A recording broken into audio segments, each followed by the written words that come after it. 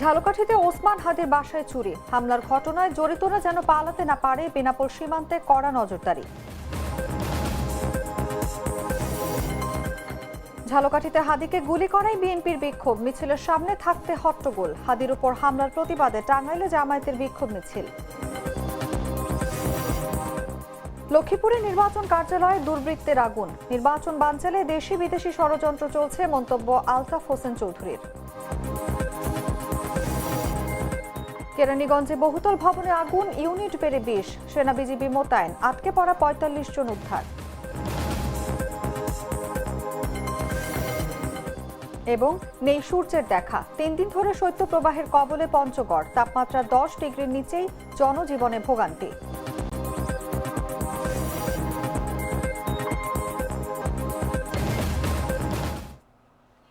এতক্ষণ শুনছিলেন সংবাদ শিরোনাম। দর্শক, আমন্ত্রণ দেশজুড়ে সংবাদে, সঙ্গে আছি আমি অনুভা বিশ্বাস। আমি তো মশলা বদলে ফেলেছি, এবার আপনিও বদলে ফেলুন। একবার প্রাণ গুঁড়া মশলা ব্যবহার করেই দেখুন। ঢাকা 8 আসনের সম্ভাব্য স্বতন্ত্র প্রার্থী ও ইনকিলাব মঞ্চের মুখপাত্র শরীফ ওসমান হাদির গ্রামের বাড়ি ঝালকাঠির নলছিটিতে চুরির ঘটনা ঘটেছে। শুক্রবার রাতে শহরের খাসমহল এলাকায় এই ঘটনা ঘটে। বিষয়টি নিশ্চিত করেছেন ওসমান হাদির চাচাতো ভাই সিরাজুল ইসলাম। তিনি জানান, বাসায় কেউ না থাকার সুযোগে জানালা ভেঙে চোর ঘরে প্রবেশ করে। কি পরিমাণ মালামাল নিয়েছে সেটা জানা যায়নি। গুলিবিদ্ধ হওয়ার খবর শুনে শুক্রবার বিকেলেই ঢাকায় চলে যান হাদির পরিবারের সদস্যরা। নলছিটি থানার ভারপ্রাপ্ত কর্মকর্তা আরিফুল আলম বলেন, ঘটনাস্থল পরিদর্শন করেছেন তারা। জড়িতদের দ্রুত আইনের আওতায় আনা হবে বলেও জানান তিনি।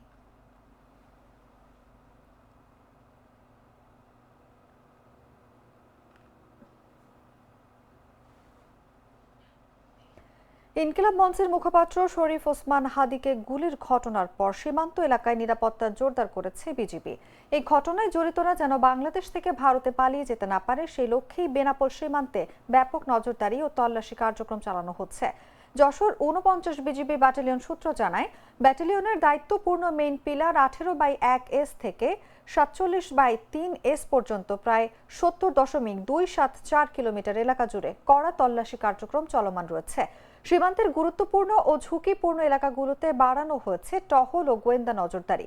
সীমান্তে অতিরিক্ত বিজিবি মোতায়েন করা হয়েছে। যেসব সীমান্তে কাটা তারের বেড়া নেই, সেই সকল সীমান্ত সিলগালা করা হয়েছে। 49 বিজিবি ব্যাটালিয়নের অধিনায়ক লেফটেন্যান্ট কর্নেল সাইফুল্লাহ সিদ্দিকী জানান, ওসমান হাদির ওপর হামলার ঘটনায় জড়িত আসামিরা যাতে কোনোভাবেই সীমান্ত অতিক্রম করে ভারতে পালাতে না পারে, সেজন্য বিজিবি সর্বোচ্চ সতর্ক অবস্থানে রয়েছে। সীমান্তের প্রতিটি পয়েন্ট তল্লাশি কার্যক্রম জোরদার করা হয়েছে।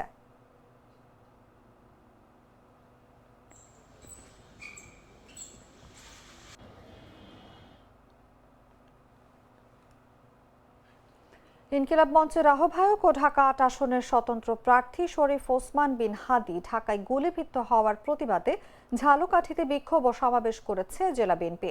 তবে মিছিলের সামনে থাকা নিয়ে নেতাকর্মীদের মধ্যে হট্টগোল দেখা যায়। শনিবার সকালে শহরে বিক্ষোভ মিছিল শেষে প্রেসক্লাব চত্বরে সংক্ষিপ্ত সমাবেশ করেন দলটির নেতাকর্মীরা। ঝালকাঠি 2 আসনে বিএনপির মনোনীত সংসদ সদস্য প্রার্থী ও সাবেক এমপি ইসরাত সুলতানা ইলেন ভুট্টোর সামনেই এই হট্টগোল হয়। সকালে ঝালকাঠি শহরের আমতলা সড়কে জেলা বিএনপির কার্যালয়ের সামনে থেকে বিক্ষোভ মিছিল শুরু করে বিএনপি ও এর সহযোগী সংগঠনের নেতাকর্মীরা। মিছিলটি কিছু দূর এগিয়ে সাধনার মোড়ে পৌঁছালে মিছিলের সামনে থাকা নিয়ে জেলা যুব দলের আহ্বায়ক শামীম তালুকদার ও জেলা স্বেচ্ছাসেবক দলের আহ্বায়ক আজাদুর রহমান খানের সঙ্গে বাকবিতণ্ডা হয়। এ নিয়ে নেতাকর্মীদের মধ্যে হট্টগোল দেখা দেয়। পরিস্থিতি শান্ত হলে পুনরায় মিছিলটি শুরু হয়।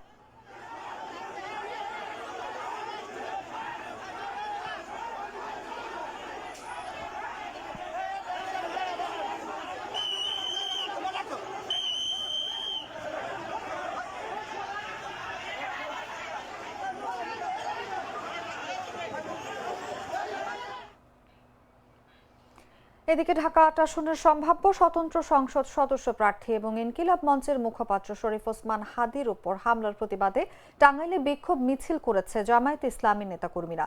শুক্রবার রাতের দিকে শহরের পৌর উদ্যান থেকে বিক্ষোভ মিছিলটি বের হয়।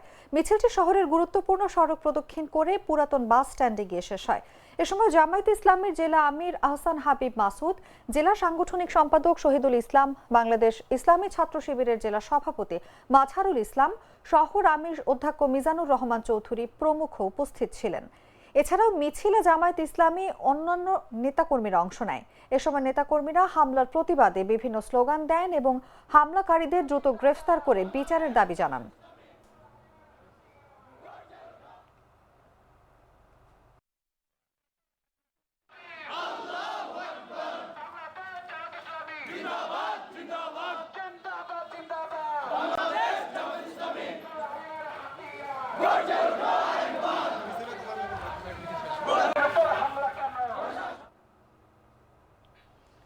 লক্ষ্মীপুর জেলা নির্বাচন কার্যালয়ের নিচতলার স্টোর রুমে পেট্রোল ঢেলে আগুন দিয়েছেন এক যুবক।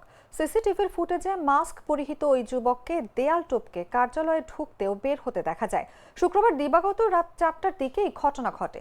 সিসিটিভি ফুটেজে দেখা যায় মাস্ক পরিহিত এক যুবক গেটের পশ্চিম পাশের দেয়াল টপকে ভেতরে প্রবেশ করেন। কিছুক্ষণের মধ্যেই আগুনের রশ্মি দেখা যায়। এর পরপরই ওই যুবক গেট টপকে বের হয়ে যান। সদর উপজেলা নির্বাচন কর্মকর্তা মোহাম্মদ ফারুক হোসেন জানান, মাস্ক পরিহিত এক যুবক জানালার কাঁচ ভেঙে অথবা খুলে পেট্রোল ঢেলে আগুন লাগিয়ে দেয়। ভেতরে দারোয়ান হামিম ঘুমিয়েছিলেন। তিনি টের পেয়ে কে কে বলতেই আগুন লাগানো যুবক পালিয়ে যান। এরই মধ্যে 2008 ও 9 সালের ভোটারদের দ্বিতীয় ফর্ম পুড়ে গেছে। এছাড়া একটি অকেজো ডেস্কটপ, সিপিইউ সহ কিছু সরঞ্জামও পুড়েছে। আগুন নেভাতে বেশি সময় লাগেনি। জেলা নির্বাচন কর্মকর্তা মোহাম্মদ আব্দুর রশিদ বলেন, আগুনে অফিসের কিছু নথিপত্র পুড়ে গেছে, তবে বিষয়টি টের পাওয়ার কারণে বড় ধরনের ক্ষতি হয়নি। তদন্ত করে আইনগত ব্যবস্থা নেবে পুলিশ।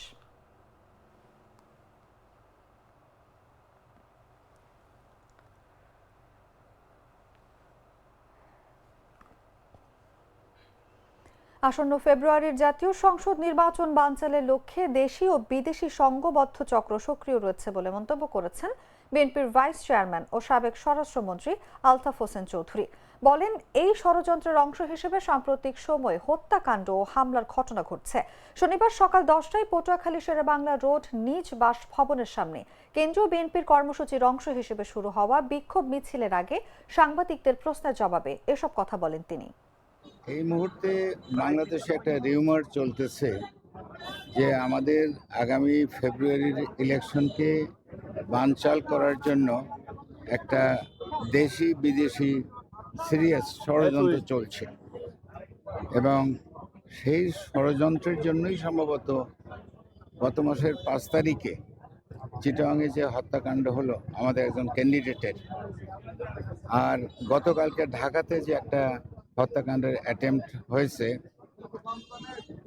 এটাতে মনে হয় যে একটা সংঘবদ্ধ দেশি এবং বিদেশি চক্রান্তকারীরা এই ঘটনাগুলো ঘটাইতেছে।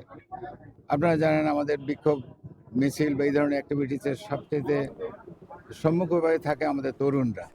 তো আজকেও দেখতেছেন আমাদের তরুণ কলিগরা, আমাদের বন্ধুরা, আমাদের স্নেহস্পদরা, তারাই সম্মুখ সারিতে আছে এবং তারা এই কেরানীগঞ্জের বাবুবাজারে জাবালেনুর টাওয়ারে লাগা আগুন 7 ঘন্টা পেরিয়ে গেলেও নিয়ন্ত্রণে আসেনি।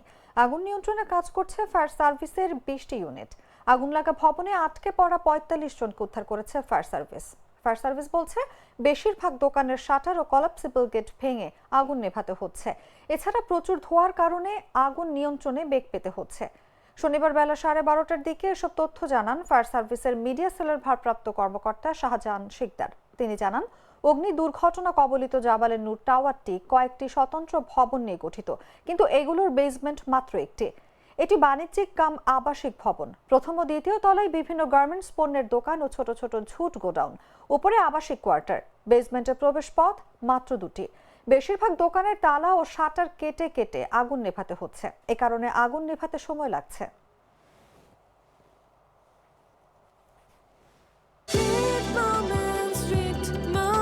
Treat chocolate. Treat moment. Sweet moment. লক্ষ্মীপুরে গভীর রাতে বাসায় ঢুকে বৃদ্ধ নারীকে হাতুড়ি দিয়ে পিটিয়ে হত্যা করা হয়েছে। শনিবার ভোরে পৌরসভার 10 নম্বর ওয়ার্ডের দক্ষিণ মজুপুর এলাকায় এই ঘটনা ঘটে। নিহত সকিনা বেগম দক্ষিণ মজুপুর এলাকার মৃত সফি উল্লাহর স্ত্রী। 2 বছর আগে তার স্বামী মারা যায়। পুলিশ তার মরদেহ উদ্ধার করে ময়না তদন্তের জন্য সদর হাসপাতাল মর্গে পাঠিয়েছে। এ ঘটনায় তার পুত্রবধূ রুবি আক্তার ও পূর্ণিমা আক্তারকে জিজ্ঞাসাবাদের জন্য পুলিশে হেফাজতে নেওয়া হয়। স্বজনরা জানান, বড় পুত্রবধূ রুবিকে নিয়ে ওই বাড়িতে থাকতেন সকিনা। রাতে তারা দুইজন আলাদা কক্ষে ঘুমিয়ে পড়েন। দুর্বৃত্তরা বাসার ভেতরে ঢুকে সকিনার কক্ষে প্রবেশ করে হাতুড়ি দিয়ে এলোপাতাড়ি আঘাত করে। এতে তিনি মারা যান। আওয়াজ শুনে পুত্রবধূ রুবি এসে চিৎকার দিলে লোকজন চলে আসে। এর আগেই হত্যাকারীরা পালিয়ে যায়। ধারণা করা হচ্ছে বাসার পাশে থাকা গাছ পেয়ে হত্যাকারী ভবনে ঢোকে। লক্ষ্মীপুর সদর মডেল থানার উপপরিদর্শক আবু হানিফ বলেন, মরদেহ উদ্ধার করে ময়না তদন্তের জন্য মর্গে পাঠানো হয়েছে। জিজ্ঞাসাবাদের জন্য নিহতের দুই পুত্রবধূকে পুলিশে হেফাজতে নেওয়া হয়েছে। তদন্ত করে পরবর্তী আইনগত ব্যবস্থা নেওয়া হবে।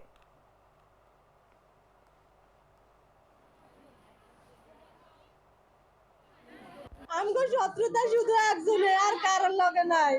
ঘরের মধ্যে আমার ভাবি আর আমার মা, এরা খুব ভালো সম্পর্ক। শত্রুতা আমার ছোট ভাইয়ের শ্বশুরের লগে, ছোট ভাবির লগে। এই যে মারি কাবিনের টাকা নিয়ে কিছু গান যায় স্যার, এরা ছাড়া এই কাজ কে করে না স্যার, আমরা গ্যারান্টি দিয়ে কথা পারি স্যার। এরা খুব হুমকি ধমকি দিত স্যার। আমরা লোকের কাছে বিচার চাই, আমরা ন্যায্য বিচার করে খুনি বাইর করে দেন স্যার। আমার মারা আর পাইতেন না আমরা। দুধার চকলেটে একাকার হয়ে ওঠা প্রাণ লেয়ার। প্রাণ লেয়ার, সম্পর্কের মিষ্টি ম্যাজিক। আজ 13 ডিসেম্বর, নীলফামারী হানাদার মুক্ত দিবস। 1971 সালের এই দিনে নীলফামারী সদর উপজেলাকে পাক হানাদার মুক্ত করে বীর মুক্তিযোদ্ধারা। 1971 সালে নীলফামারীতে দেশমাতৃকার টানে ছাত্র জনতা ঝাঁপিয়ে পড়ে মুক্তি সংগ্রামে। শুরুতে মিটিং মিছিল আর সভা সমাবেশের মধ্য দিয়ে গড়ে ওঠে আন্দোলন। দেশমাতৃকার রক্ষার আন্দোলন। মহকুমা শহরের অস্ত্রাগারে রক্ষিত অস্ত্র ছিনিয়ে নিয়ে শহরের বড় মাঠে শুরু হয় অস্ত্র চালনার প্রশিক্ষণ। এরপর ভারতে প্রশিক্ষণ নিয়ে 6 নম্বর সেক্টরের অধীনে মুক্তিযোদ্ধারা অস্ত্র হাতে ঝাঁপিয়ে পড়েন পাক হানাদার বাহিনীর বিরুদ্ধে। 9 মাসের গেরিলা আক্রমণ ও সম্মুখ যুদ্ধে জেলার ডোমরা, ডিমলা, জলঢাকা ও কিশোরগঞ্জ উপজেলা মুক্ত করে তারা এগিয়ে আসেন নীলফামারী শহরের দিকে। 12 ডিসেম্বর রাতে শহরের চারদিক থেকে প্রবল আক্রমণে হানাদার বাহিনী পরাজিত হয়ে নীলফামারী শহর ছেড়ে শেষে আশ্রয় নেয় সৈয়দপুর সেনানিবাসে। 13 ডিসেম্বর শত্রুমুক্ত হয় নীলফামারী। এরপর মুক্তিযোদ্ধারা প্রথম মহকুমা শহরের চৌরঙ্গি মোড়ে একটি বাঁশের খুঁটিতে উত্তোলন করে স্বাধীন সার্বভৌম বাংলাদেশের লাল সবুজের পতাকা। ইন্ডিয়ান বাহিনী প্রায় খানসামা কাছাকাছি ওইখান থেকে চলে আসছে। তারা চলে আসার পরে বেশ সাইমেন্টেনিয়াস, মানে ইন্ডিয়ান বাহিনী ও মুক্তিযোদ্ধারা এইভাবে আমরা সৈয়দপুরের উদ্দেশ্যে সৈয়দপুর ঘেরাও করি। বলতে গেলে নীলফামারী সৈয়দপুর একটা পর্যায়ে তো 2 দিন আগে এয়ার অ্যাটাক হলো সৈয়দপুরে এবং নীলফামারী বিভিন্ন স্থাপনার উপরে বিমান মহড়া দিল এবং সৈয়দপুরে অ্যাটাক করলো। ওয়াবদায় কিছু কিছু জায়গায় স্থাপনাতে বোমবাস্টিং হয়েছে, ওখানে বোম টোম ফেললো। সৈয়দপুর ক্যান্টনমেন্টে ঘিরে এই বোম টোমগুলো ফেলার পরে একটা আতঙ্কিত অবস্থা বিরাজ করতেছে। মনে হয় যুদ্ধের একটা ভাব খুব চলে আসছে। এই সময়টাতে 13 ডিসেম্বর আসলো সকালবেলা, আমরা সব প্রস্তুত কিন্তু নীলফামারী অ্যাটাক করব। হঠাৎ করে আমাদের মাঝে একজন সংবাদ দিলেন যে রাত 12টার দিকে এখান থেকে পাকিস্তান সেনাবাহিনী সবাই তবিল তাপলা গোটায় ওরা চলে গেছে। সংবাদ শেষ করার আগে শিরোনামগুলো জানিয়ে দিচ্ছি আরো একবার।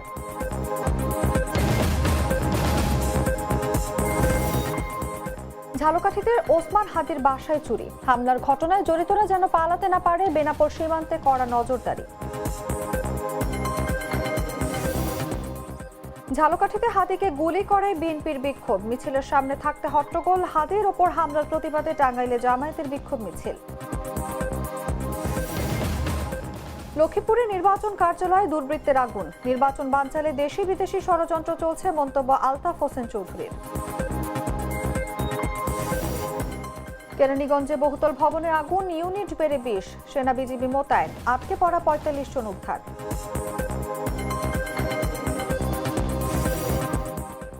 এবং নেই সূর্যের দেখা, 3 দিন ধরে শৈত্যপ্রবাহের কবলে পঞ্চগড়, তাপমাত্রা 10 ডিগ্রির নিচে, জনজীবনে ভোগান্তি।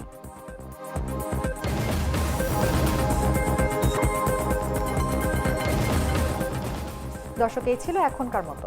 এরপর দেখবেন সন্ধ্যা 7টার সংবাদ। প্রতি মুহূর্তে সর্বশেষ খবর জানতে ভিজিট করুন jagonews24.com। ফলো করুন আমাদের ভেরিফাইড ফেসবুক পেজ এবং সাবস্ক্রাইব করুন জাগো নিউজের ইউটিউব চ্যানেল। ধন্যবাদ সবাইকে।